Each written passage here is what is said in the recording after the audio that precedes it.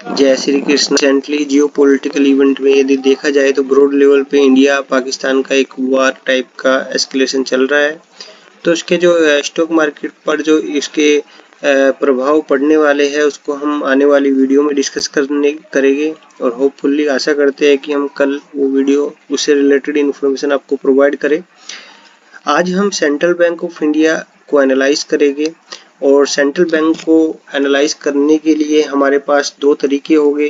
पहले हम फंडामेंटली देखेंगे और फंडामेंटल देखने के लिए हम स्कीनर.इन पे जाएंगे और स्कीनर.इन पे हम सर्च करेंगे central bank of India. Central bank of India को सर्च करेंगे और आज हम इसका एनालाइज करेंगे फंडामेंटली। फिर उसके बाद जब हम फंडामेंटली शेयर को डिस्कस करेंगे फिर उसके बाद हम टेक्निकल में देखेंगे कि टेक्निकल में आज के समय में कोई अपॉर्चुनिटी अवेलेबल है या नहीं है। फिर उसके बाद देखेंगे कि शेयर में हमारा अप्रोच किस प्रकार से रखना है, हमें इस शेयर में ट्रेडिंग करनी है नहीं करनी है। जो इन बातों को सिर्फ लर्निंग के लिए हमें सीखना है, क्योंकि मैं कोई सेबी रजिस्टर्ड एनालिसिस नहीं हूँ। तो ट्रेड लेने से पहले आप सेबी एडवाइजर से बात कीजिएगा, उनके थ्रू लीजिएगा कोई भी शेयर। ये सिर्फ मेरा एक्सपीरियंस है, पास्ट एक्सपीरियंस है, जो मैंने लर्न किया है उसको मैं मतलब शेयर कर रहा हूँ अपनी इन्फॉर्मेशन को। और साथ साथ आपको सोचने का तरीका, आप किस प्रकार से एक शेयर को एनालिसिस कर सकते हैं उस बारे में आपको थोड़ी सी हेल्प देगा ये इस प्रकार का रिसर्च। तो आइए स्टार्ट करते हैं।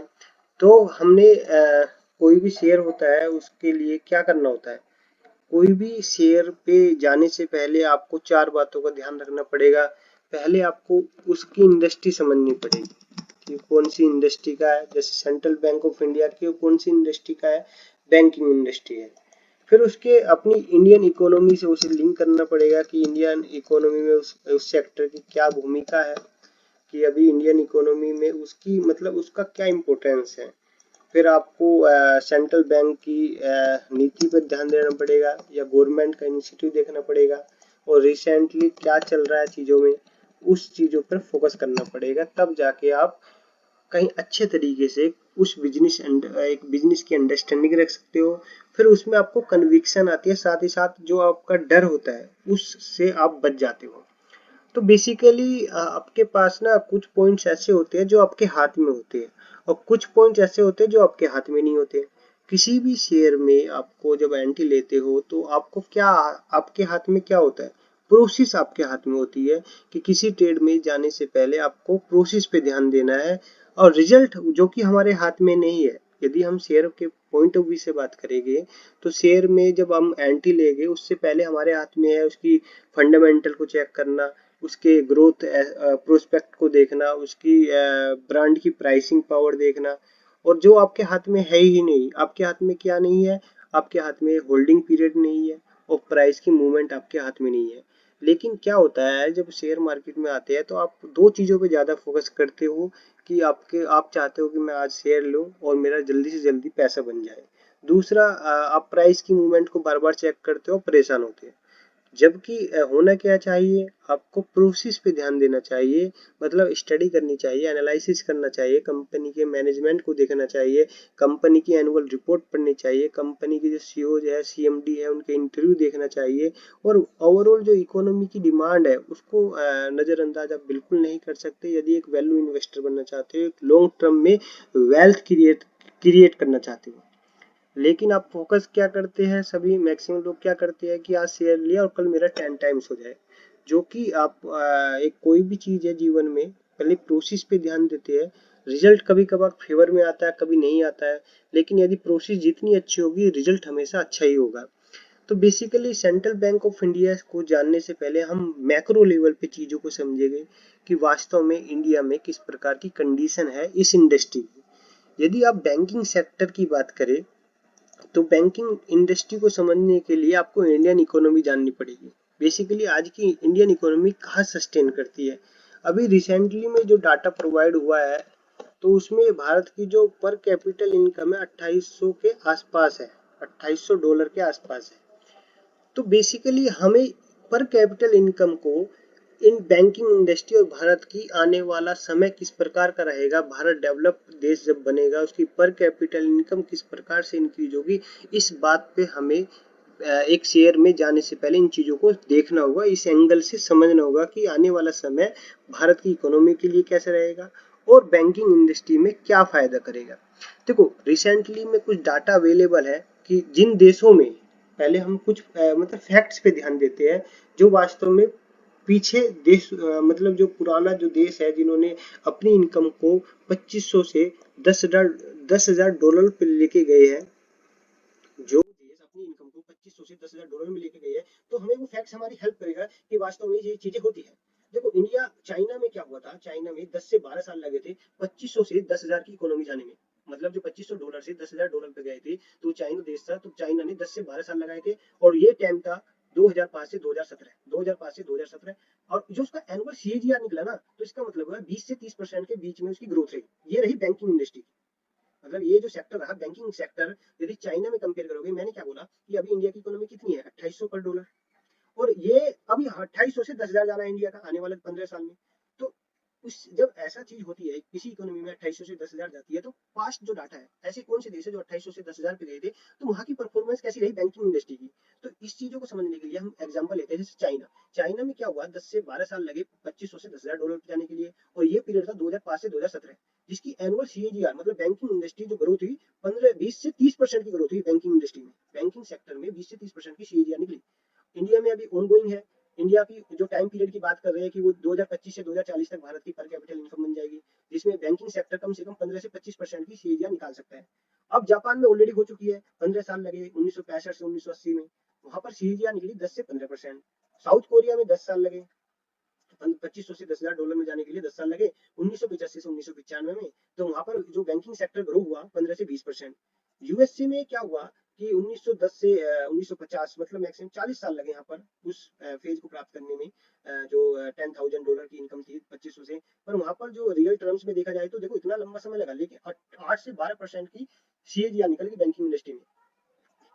ब्राजील को 15 साल लगे 1995 से 2010 का पीरियड था, और इसकी एनुअल सीएजीआर भी 8 से 12% थी। इंडोनेशिया में 15 साल लगे और 2000 से 2015 के बीच में गए, और 10 से 15% बैंकिंग इंडस्ट्री को टाइम लगा। तो इसका मतलब हुआ कि इंडिया की इकोनॉमी यदि 2800 से 10,000 पे जाती है आने वाले 15 साल में, तो बैंकिंग इंडस्ट्री कितनी ग्रो हो सकती है, इसकी सीएजीआर कितनी निकल सकती है, 50 टू 25%। तो ये बहुत बड़ी चीज होती है कि आने वाले बैंकिंग इंडस्ट्री 15 से 25% ग्रो करने वाली है एनुअली आने वाले 15-20 साल तक। तो इट मीन्स, और ये जो डाटा है ना, हमने जो इस बात का एनालिसिस किया है, पास्ट में जो जिन देशों ने 2500 से 10,000 डॉलर पे जो अपनी एनुअल पर कैपिटल इनकम को लेके गए हैं, तो उनमें ये चीजें मतलब देखी गई है, उनमें ये चीजें मिली है। तो होपफुली कि भारत में कंजम्पशन भी बढ़ने वाला है, लोगों की सेविंग्स की हैबिट बढ़ने वाली है। भारत का जो मेक इन जो 2014 में जब भारत बीजेपी की सरकार आई, तो भारत क्या लेके आया था, फाइनेंशियल इंक्लूजन लेके आया था, जो फ्री में जिनके अकाउंट खोले गए थे। तो फ्री में अकाउंट खोलने के पीछे बहुत बड़ी मंशा थी गवर्नमेंट की कि वो सब लोगों के मनरेगा में जो काम करने वाले लोगों के अकाउंट खोले जाए, जो उनमें डेली वेजेस जो मिलती है उसको सीधा अकाउंट में डाला जाए। तो उससे क्या होगा, लोगों में एक सेविंग करने की हैबिट पैदा होगी। एक बार सेविंग करने की आदत यदि लोगों में आ जाएगी, तो मैक्सिमम पैसा बैंकों में होगा, बैंक और इवन बैंक उस पर इंटरेस्ट देगा, तो लोगों को फायदा होगा। लोगों को फायदा होगा तो लोग पैसा बैंक में रखेंगे, बैंक को ये फायदा होगा कि बैंक को कम ब्याज दर पर लो कॉस्ट में फंड अवेलेबल होगा, और बैंक उसे अधिक ब्याज दर पर लोन कस्टमर को देगा अपने। तो जो प्रॉफिट मार्जिन है उनका प्रॉफिट मार्जिन बढ़ जाएगा। तो इसका मतलब ये हुआ कि आने वाले 15-20 साल में बैंकिंग इंडस्ट्री में कोई डरने की बात है नहीं। भारत ग्रो करने वाला, भारत की इकोनॉमी 2800 से 10,000 डॉलर पे जाएगी। और 28, एक बात सुनिए आप नोट कीजिएगा, जो भी देश 2500 से 10,000 डॉलर पे जाता है ना, जिस देश की पर कैपिटल इनकम 2500 से 10,000 डॉलर पे जाता है, वह देश सबसे ज्यादा ग्रो करता है, और उस देश में सबसे अमीर लोग पैदा होते हैं। तो मेरे एक पॉइंट है, सेंट्रल बैंक ऑफ इंडिया में डर नहीं लगना चाहिए। सेंट्रल बैंक का जब एनालाइज करेंगे, तो हम मैक्रो लेवल पे ये देखेंगे कि इंडिया की इकोनॉमी कहाँ सस्टेन करती है इस समय। तो उसमें हम पर कैपिटल इनकम देखेंगे। पर कैपिटल इनकम जब 2500 2800 मिली डॉलर, तो हमें पास्ट में ये देखना पड़ेगा कि कौन ऐसे देश थे जो 2500 से 10,000 डॉलर पे लेके गए अपनी इकोनॉमी को, और उनमें कितना टाइम लगा, और उनकी बैंकिंग सेक्टर में एनुअल सीएजीआर कितनी आई। तो हमने देखा China, Japan, south Korea, USA, Brazil, Indonesia, almost इनमें सब में 10 से 15 साल लगे 2500 से 10,000 डॉलर पे जाने के लिए। और उनका जो बैंकिंग सेक्टर का सीएजीआर यदि परसेंटेज में देखे, तो 1500 से 2500 15% से 25% के बीच में मिला। तो इसका मतलब है मिनिमम देखा जाए तो 10% था, यदि 5-6 देशों की बात करेंगे, तो मैक्सिमम 30% तक भी गया है। तो एनुअल सीएजीआर यदि भारत में कंजम्पशन के पॉइंट ऑफ व्यू से, क्योंकि यहाँ पॉपुलेशन भी अच्छी है, उनकी डिमांड भी ज्यादा है, तो वहाँ पर सीएजीआर जो एक्सपेक्टेड है, जो बड़े बड़े एनालिसिस ने किया है, तो कितना परसेंट है? 15 से 25%। यदि 15 से 25% की सीएजीआर निकल जाती है बैंकिंग इंडस्ट्री में, तो आने वाला समय में ये डर नहीं होगा, ये डाउट नहीं होगा कि भारत में बैंकिंग सेक्टर ग्रो नहीं करेगा। तो सेंट्रल बैंक जब हमने ढूंढा, बैंकिंग इंडस्ट्री का एक बैंक है सेंट्रल बैंक ऑफ इंडिया, तो हमें ये पता चला कि बैंकिंग इंडस्ट्री का जो हम सिलेक्शन कर रहे हैं सेंट्रल बैंक का, तो उसमें आने वाले 15-20 साल में कोई दिक्कत है नहीं, कोई प्रॉब्लम बड़ी दिख नहीं रही है। साथ ही साथ ये ग्रो करता नजर आ रहा है 15 से 25% एनुअली। तो ये डाउट खत्म हुआ, ये डर खत्म हुआ कि बैंक, यदि हम सेंट्रल बैंक में शेयर होल्डिंग बढ़ाते हैं, तो हमें ये डर नहीं रहेगा कि आने वाला 10-15 साल इस बैंक के लिए खतरनाक होगा या इस सेक्टर में कोई बड़ी प्रॉब्लम आने वाली है। तो हमारा एक ये हमारे हाथ में है, इस बात का हम एनालिसिस कर सकते हैं। दूसरा पॉइंट है कि भारत का सेंट्रल बैंक, मतलब यहाँ पर क्या है? आरबीआई। आरबीआई की रिसेंट की एक्टिविटी देखोगे, तो आरबीआई की जो रिसेंट की एक्टिविटी देखोगे आप अभी, तो उसने अभी दो मॉनेटरी पॉलिसी डाली है इस बार।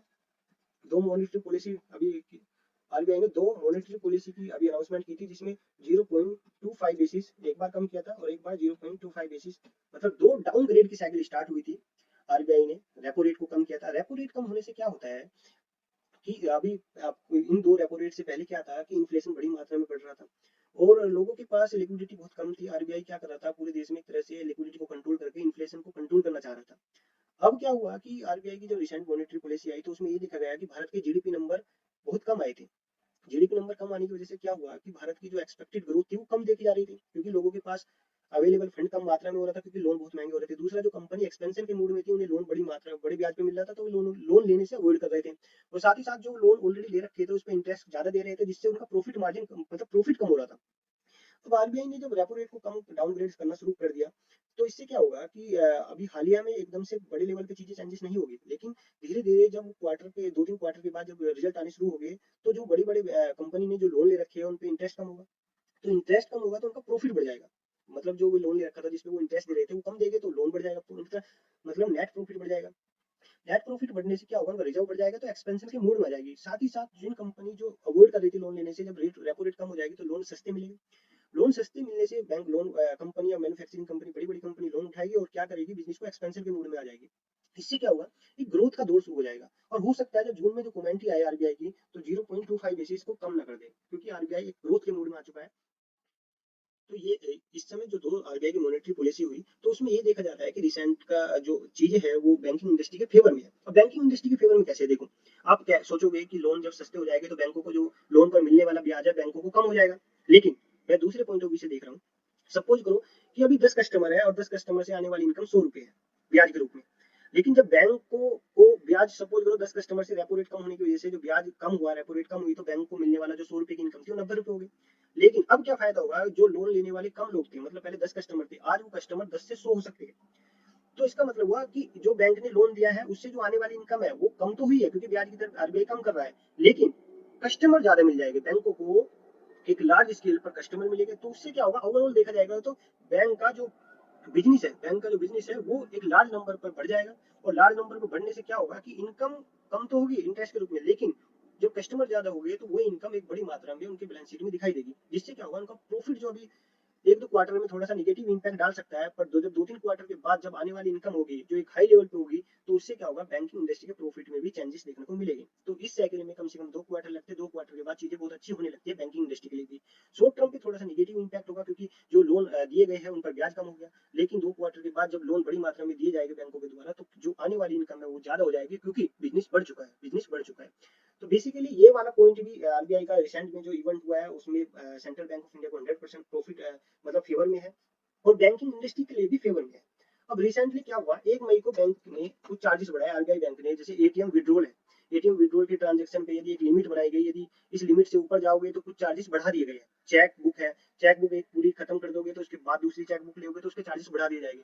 Debit card, NEFT, NEFT charge, RTGS charges, मतलब वेरियस चार्जेस जो बैंक लेता है, जो उसकी मेन इनकम नहीं होती वो अदर इनकम होती है, तो वो क्या है, वो बैंक उसे बढ़ाता जा रहा है। तो इट मीन क्या हुआ कि ये बैंकिंग सेक्टर के लिए क्या बुरी बात है, ये तो बैंकिंग सेक्टर के लिए एक अच्छी बात है कि बैंकिंग सेक्टर अपने मेन बिजनेस से अलग भी अदर बिजनेस, ये अदर इनकम हो जाएगी बैंकिंग की, और ये भी कंटिन्यूअसली बैंक बढ़ाता जाएगा। तो आने वाला समय ये पॉइंट भी बैंकिंग इंडस्ट्री के लिए बढ़िया है।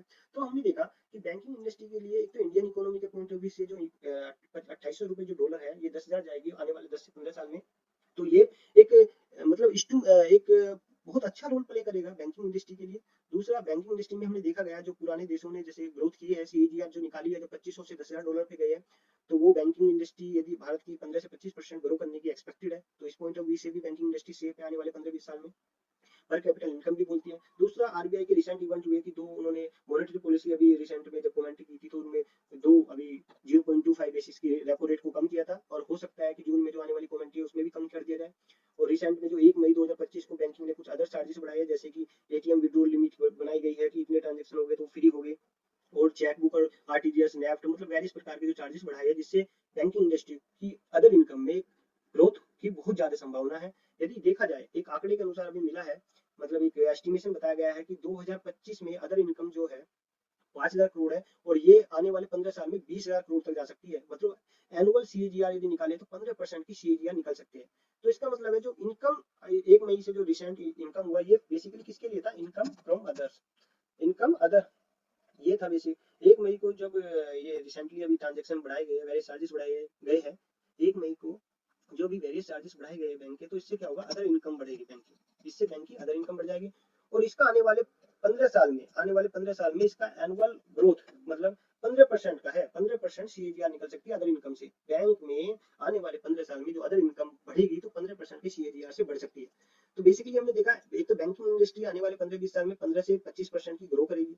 दूसरा, इंडिया की इकोनॉमी 2800 से 10,000 डॉलर में जाएगी आने वाले 15 से 20 साल में। दूसरा, अभी रिसेंट में कुछ इवेंट ऐसे हुए हैं जो बैंकिंग इंडस्ट्री के फेवर में है, क्योंकि उन्होंने दो रेपो रेट को कम किया है इन्फ्लेशन को कंट्रोल करने के लिए और ग्रोथ को बढ़ाने के लिए, कंजप्शन को बढ़ाने के लिए।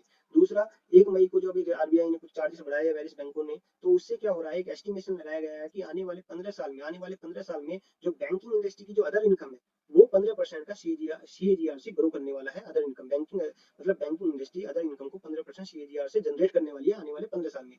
तो ये हमने मैक्रो लेवल पे देखा कि आने वाला समय बैंकिंग इंडस्ट्री के लिए अच्छा है। 15-20 साल इसमें कोई डरने की बात है नहीं, क्योंकि आने वाला, ये हमने देखा है, पुराने डाटों से देखा है कि जिन देश ने 2500 से $10,000 पर अपनी पर कैपिटा इनकम को लेके गए हैं, वहां पर बैंकिंग इंडस्ट्री ने 15 से 25% तक ग्रो किया है एनुअली। तो यहाँ पर भारत में भी यही सही समय है कि भारत की बैंकिंग इंडस्ट्री आने वाले 15-20 साल में ग्रो करने वाली है। तो आइए, ये हमने बेसिकली वो चीजें समझी जो एक इंडस्ट्री का एनालिसिस किया। फिर उसके बाद हम माइक्रो लेवल पे एक बैंक के शेयर को उठाएंगे, जो कि हम डिस्कस करने वाले सेंट्रल बैंक ऑफ इंडिया। तो बेसिकली ये चीजें हमें एक किसी भी शेयर में जाने से पहले हमें बेसिक अंडरस्टैंडिंग बनाता है कि उस सेक्टर में आने वाला समय कैसा है, और जिस देश में हम रहते हैं उसकी इकोनॉमी उसको अलाउ करती है कि वो आगे ग्रो करेगा या नहीं करेगा। तो मतलब किसी भी एक शेयर में जाने से पहले उस इंडस्ट्री का एनालिसिस करना जरूरी होता है, और उसे फिर अपनी इकोनॉमी से लिंक करना होता है। फिर उससे हमें कन्विक्शन आती है उस सेक्टर में। फिर हम माइक्रो लेवल पर उस इंडस्ट्री के, उस सेक्टर के शेयर को उठाते हैं, फिर उसका एनालिसिस करते हैं। तो ये बेसिकली हमारा मैक्रो लेवल पर बैंकिंग इंडस्ट्री का एनालिसिस था। आइए मिलते हैं एक अगली वीडियो में, जिसमें हम सेंट्रल बैंक ऑफ इंडिया का डिटेल में स्टडी करने वाले हैं।